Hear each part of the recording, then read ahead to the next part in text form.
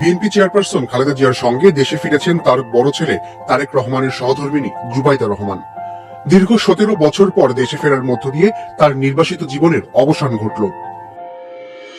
2008 সাল থেকে তারেক রহমানের সঙ্গে লন্ডনে বসবাস করছিলেন জুবাইদা ও তাদের মেয়ে জাইমা রহমান। 6 মে দেশে ফেরার আগে জুবাইদা ধানমন্ডিতে তার বাবার বাসায় থাকার আগ্রহ প্রকাশ করেছেন। জুবাইদাকে বরণ করে নিতে ধানমন্ডির 5 নম্বর রোডে অবস্থিত তার বাবার বাড়ি মাহবুব ভবনও প্রস্তুত করা হয়েছে।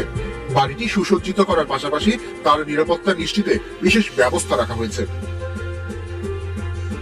1994 সালে 3 ফেব্রুয়ারি তারেক রহমানের সঙ্গে বিয়ের বন্ধনে আবদ্ধ হন জুবাইদা রহমান।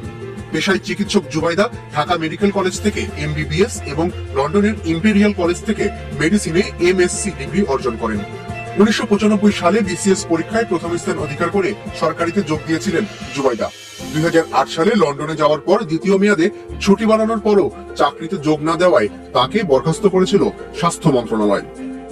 সিলেটে জন্ম নেওয়া জুবাইদার বাবা রিয়ার অ্যাডমিরাল মাহবুব আলী একসময় নৌবাহিনীর প্রধান ও মন্ত্রী ছিলেন। বাংলাদেশের স্বাধীনতা যুদ্ধের প্রধান সেনাপতি জেনারেল এম.এ.জি. ওসমানী জুবাইদা রহমানের চাচা।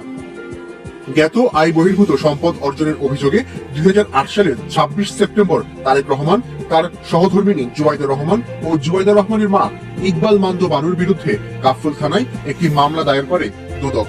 সেই মামলায় জুবাইদা রহমানকে 3 বছরের কারাদণ্ড ও 35 লাখ টাকা অর্থদণ্ড দেন ঢাকার একটি আদালত।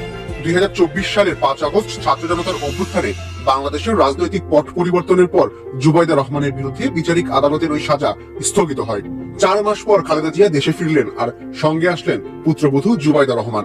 অবসান হলো জুবাইদা রহমানের 17 বছরের নির্বাসিত জীবনের। নেতাকর্মীরা পথে পথে তাকে অভ্যর্থনা জানিয়েছেন। দেশের একটি গুরুত্বপূর্ণ রাজনৈতিক পরিবারের পুত্রবধূ হিসেবে জুবাইদা রহমান ভবিষ্যতে রাজনীতিতে সক্রিয় হবেন কিনা সেটাই এখন দেখার বিষয়।